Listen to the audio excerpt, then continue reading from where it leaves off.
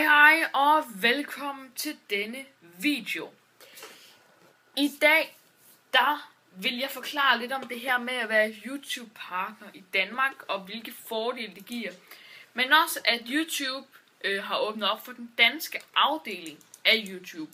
Så vi har en dansk YouTube-kanal, YouTube-tjeneste i Danmark, altså youtube.dk. Det er altså YouTube, der har åbnet op for deres danske afdeling. Og i forbindelse med, at de gjorde det, åbnede de også op for partnerskab. Det vil sige, at danske YouTubere kan nu blive partner, simpelthen. Og ja, det er TechNørden blevet. Og det kan man altså selv gå ind og klikke sig til, acceptere nogle betingelser, og så er du i gang.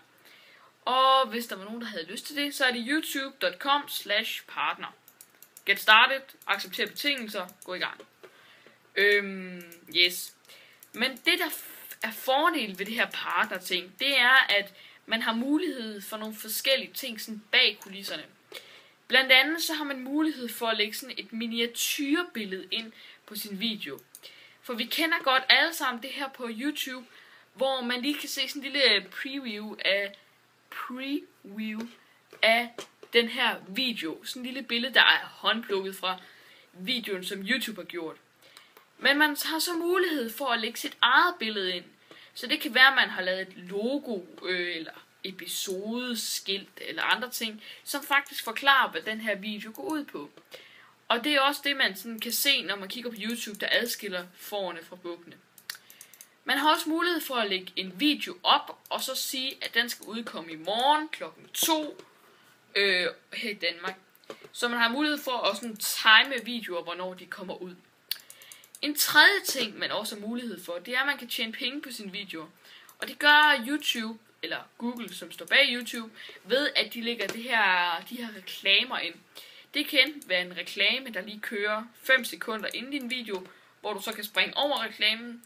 Det kan være en reklame, der kommer ned i bunden af videoen, som der højst sandsynligt nok vil komme på den her video.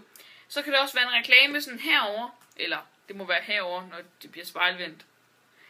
Sådan et banner ting. Og på den måde, der kan man tjene videoer,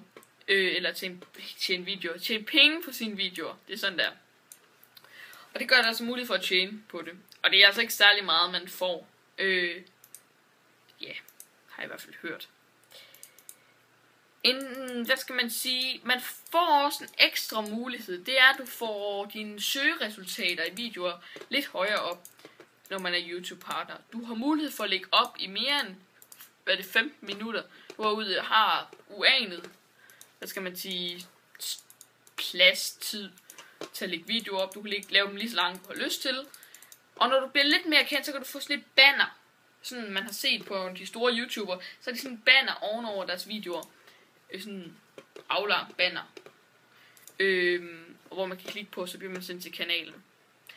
På den måde, så får man lidt nogle ekstra muligheder, og det synes jeg selvfølgelig er rigtig fedt. Og jeg er som sagt, eller TechNørden er som sagt, blevet YouTube-partner, og det er jeg rigtig glad for, fordi jeg får de her ekstra muligheder. Men det her med banner, det er altså kun, hvis man bliver lidt mere professionel i Googles øjne.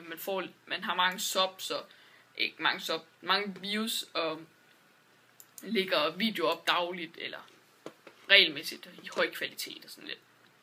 Kommentarer. Det kommer an på mange ting. Det er meget sådan med seertal at gøre. Men det var egentlig lige alt, jeg ville i denne her video omkring YouTube-partnerskab.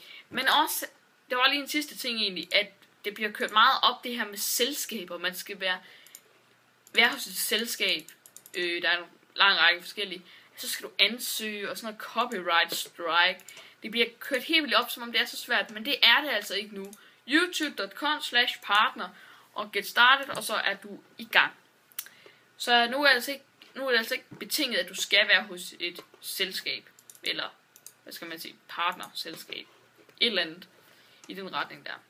Det var egentlig lige alt, jeg ville i den her video. Nu har jeg fået alt med.